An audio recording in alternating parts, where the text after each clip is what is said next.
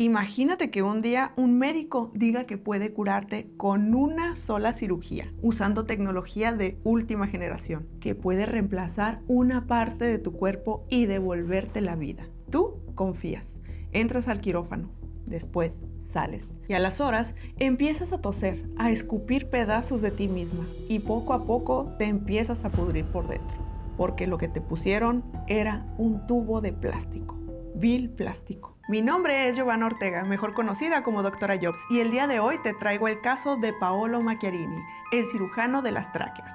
Pero antes de continuar, quiero invitarte a que te suscribas al canal, ya que con eso contribuyes a que yo pueda seguir trayéndote más historias como esta. Y ahora sí, comencemos. Esto no pasó en un consultorio cualquiera.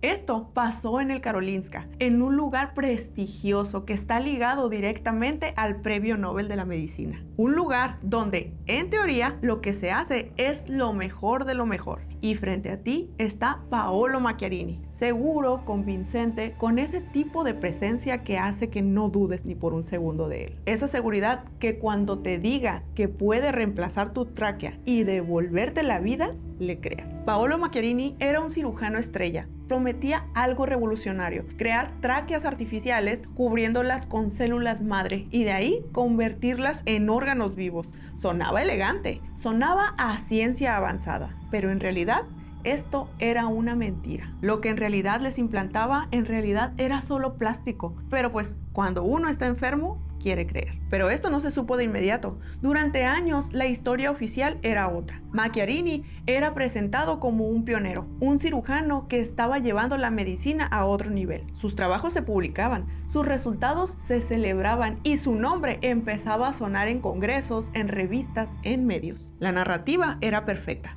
Un hombre que había encontrado la forma de crear órganos artificiales utilizando solo células madre. Un avance que, si fuera cierto, cambiaría la medicina para siempre. Y ese, si fuera cierto, es donde empieza todo. Porque mientras afuera hablaban de órganos regenerados, dentro lo que realmente ocurría era mucho más simple y mucho más perturbador. En realidad, no había un órgano creciendo, no había un tejido que se integraba. Había solo un tubo de plástico, un cilindro hecho de material sintético, sin irrigación, sin capacidad real de funcionar como una tráquea. Lo que hacían era tomar células madre del propio paciente, cubrir ese tubo como si fuera un recubrimiento y asumir, o al menos vender la idea de que el cuerpo iba a hacer el resto. Pero el cuerpo no funciona así. Entonces el cuerpo empieza a responder. Primero con inflamación, luego con infecciones, después necrosis. El tejido alrededor empezaba a morir, a romperse, a generar fístulas. Había pacientes que ya no podían respirar bien, otros que entraban y salían del hospital constantemente. Algunos que nunca volvían a tener una vida normal. Y aún así, eso no se reflejaba en lo que se publicaba. Ahí es donde entra algo clave en esta historia, la discrepancia. Lo que los médicos veían en la vida real no coincidía con lo que se reportaba en los artículos científicos. Eso empezó a incomodar.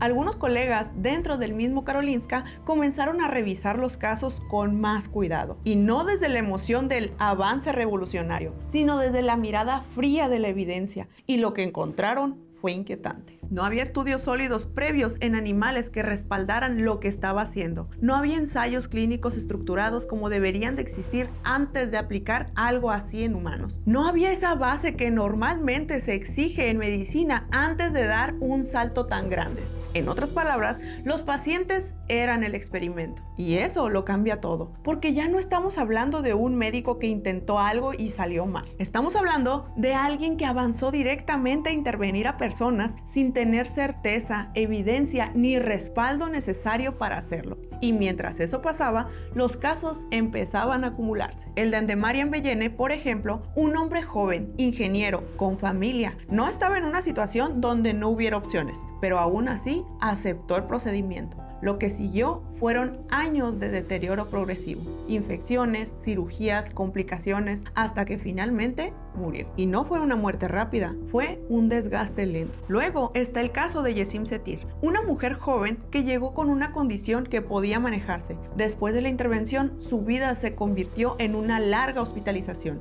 Dependía completamente de cuidados médicos, acumulaba infecciones, desarrolló fallas orgánicas. Pasó años en ese estado, años, hasta que su cuerpo ya no pudo más. Y cuando uno piensa que ya es suficiente, aparece el caso de una niña, Hannah. Hannah Warren, una menor que nació con una malformación grave, no tenía tráquea. Su caso era complejo, sí, pero también extremadamente delicado. Y aún así, fue sometida a este procedimiento. Durante un tiempo hubo esperanza, pero las complicaciones llegaron. El cuerpo obviamente no integró el implante. Hubo fallos en la cicatrización, intervenciones repetidas, hasta que murió. Y ahí ya no hay forma de suavizarlo, porque cuando te metes con un niño en un procedimiento experimental sin evidencia sólida, cruzas una línea muy clara. Pero incluso con todo esto, el sistema no reaccionó de inmediato. De hecho, hizo lo contrario. Los médicos que intentaron levantar la voz, que documentaron complicaciones, que señalaron inconsistencias, fueron ignorados, desacreditados o directamente despedidos, porque aceptar lo que estaba pasando implicaba aceptar que uno de los centros más prestigiosos del mundo había permitido algo así. Y eso tenía un costo enorme. Entonces ahí el problema dejó de ser médico y se volvió político, institucional y económico. Pero las historias ya no podían esconderse para siempre. Hubo un caso que empezó a romper esa burbuja, el de una joven bailarina. Años antes había sufrido un accidente que le dejó una secuela complicada, un daño en la tráquea, un agujero que afectaba su forma de respirar y su calidad de vida. No estaba muriendo, no era un caso terminal, tenía hijos, tenía una vida activa. Lo único que quería era algo muy simple: poder vivir normal. Y fue justo esa vulnerabilidad la que la puso frente a la promesa. Le dijeron que podían arreglarlo, que podían devolverle su vida, y ella aceptó. Pero antes de continuar, si esta historia te está pareciendo interesante, no se te olvide dejar tu me gusta y suscribirte al canal. Con eso me estarías ayudando un montón a seguirte trayendo más historias como esta. Y ahora sí, continuemos. Pero después de la cirugía, todo empezó a venirse abajo. Su cuerpo no respondió como le habían prometido. Empezaron las complicaciones, las infecciones, las hospitalizaciones que ya no se detenían. Lo que había sido una mujer activa, independiente, se convirtió en una paciente atrapada en un ciclo interminable de procedimientos, de dolor y de deterioro. Su vida dejó de ser vida y se volvió supervivencia. Y lo más importante es que su caso no se quedó oculto. Su historia fue documentada, grabada y expuesta. Fue uno de los casos que permitió que el mundo viera sin filtros lo que realmente estaba pasando detrás de ese supuesto avance médico. Y cuando la gente empezó a ver el deterioro real, a escuchar a los pacientes, a entender lo que estaban viviendo, algo empezó a cambiar. Pero antes de que esto explotara afuera, alguien ya lo había visto desde dentro. Un médico del mismo equipo, el cirujano torácico Carl Henrik. Él comenzó a notar cosas que no cuadraban. No eran detalles menores, eran patrones, pacientes que no mejoraban, complicaciones que se repetían, resultados reales que no coincidían con lo que se estaba publicando. Al principio fue duda, luego inquietud y después certeza. Cuando revisó más a fondo, encontró algo todavía más grave. No había evidencia sólida previa que justificara lo que Paolo Macchiarini estaba haciendo. No había estudios adecuados en animales, no había ensayos clínicos como los que suelen existir antes de operar a una persona con ese procedimiento. Lo que estaban haciendo lo estaban probando directamente en humanos. Y entonces hizo lo que se supone que alguien en su posición debe hacer: levantar la voz. Junto a sus otros colegas, documentó casos, señaló inconsistencias, advirtió que los pacientes estaban deteriorándose. Intentó detenerlo desde dentro, pero el sistema no respondió como debería. No investigaron a fondo, no frenaron el procedimiento. En cambio, lo aislaron, lo desacreditaron y finalmente lo sacaron. Porque aceptar lo que estaba haciendo implicaba algo mucho más grande que un simple error médico. Implicaba aceptar que uno de los centros más prestigiosos del mundo había permitido un experimento en humanos sin bases sólidas. Y eso, por supuesto, no lo podían permitir. Pero el silencio no duró para siempre, porque tiempo después, Cuando los periodistas empezaron a investigar, cuando comenzaron a juntar las piezas, historias clínicas, testimonios, publicaciones que no cuadraban, llegaron hasta él. Y entonces, lo que había sido ignorado dentro del propio hospital salió al mundo. Investigaciones independientes empezaron a reconstruir todo: los casos, las complicaciones, las decisiones que nunca debieron tomarse, y todo eso terminó saliendo a la luz en documentales como Experimenten y más adelante en Bad Surgeon. Ahí ya no era una teoría, era evidencia. Era ver a las personas deteriorarse, era escuchar a médicos decir que esto no debía haberse hecho, era entender que durante años se sostuvo una narrativa que no correspondía con la realidad. Y como si eso no fuera suficiente, hubo otro elemento que terminó de desmoronar todo: su vida personal. Su propia pareja, la periodista Benita Alexander, empezó a notar cosas raras, historias que no cuadraban, casos que no existían, conexiones que parecían exageradas. Lo que comenzó como una relación terminó convirtiéndose en una investigación. Así descubrió que mentía, no en una cosa, en todo, en su carrera, en su posición, en su historia. Entonces, la pregunta se volvió inevitable: si mentía en su vida, ¿qué tanto de lo demás era real? Después de eso ya no hubo forma de sostenerlo, y cuando todo salió a la luz, uno esperaría justicia. Uno pensaría que un caso así terminaría con una condena ejemplar, con un sistema corrigiendo sus errores, con alguien respondiendo por las vidas que se perdieron. Pero no fue así. Paolo Macchiarini